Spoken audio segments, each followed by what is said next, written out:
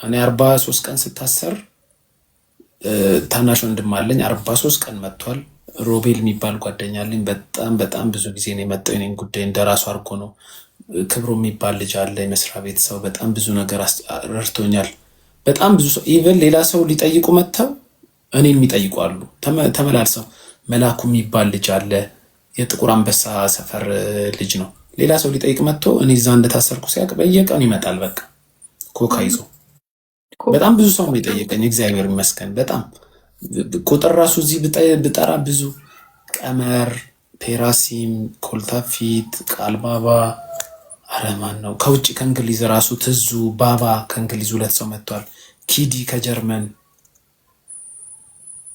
ሌላ ማን አለ? አረ ብዙ አላችሁ። የመስሪያ ቤት ሰው በጣም ብዙ ሰው ነበር። ኢቨን ታስረው የተፈቱ ራሱ መጥተው ይጠይቁኝ ነበር።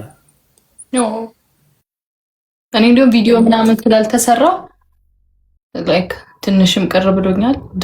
ቪዲዮ አለመሰራቱን እኔ ወድጄዋለሁ። ቪዲዮ ስልሽ እኔ አሁን አንዳንድ ሰው ብዙ ሰው ድምፅ አልሆነልህም ምናምን፣ ለማን ነው ድምፅ የሚሆኑልኝ? ቲክቶከሮች እኮ ለእኔ ድምፅ ሊሆኑልኝ አይችሉም።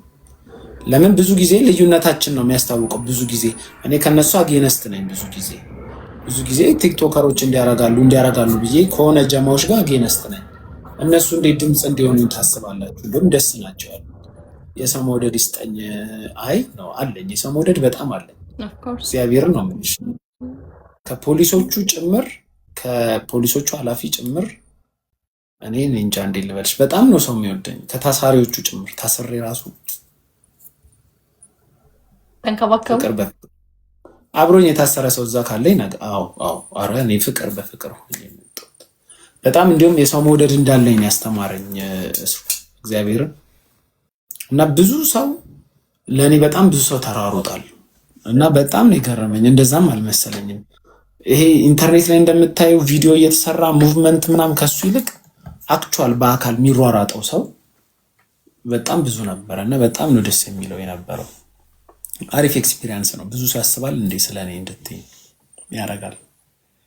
አያስፈራማ? የሚያስፈራው ነገር የለም። ደግሞ እኮ ዛሬ ማታ እኔ ጋር አወራና በበነጋታው ነው የታሰረው። ከዛ ሰው እግዚአብሔርን ሙን በውስጥ መስመር ስንት ነገር ሲሉኝ እንደነበረ ነው።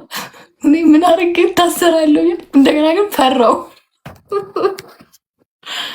የሚያስፈራ ነገር የለውም።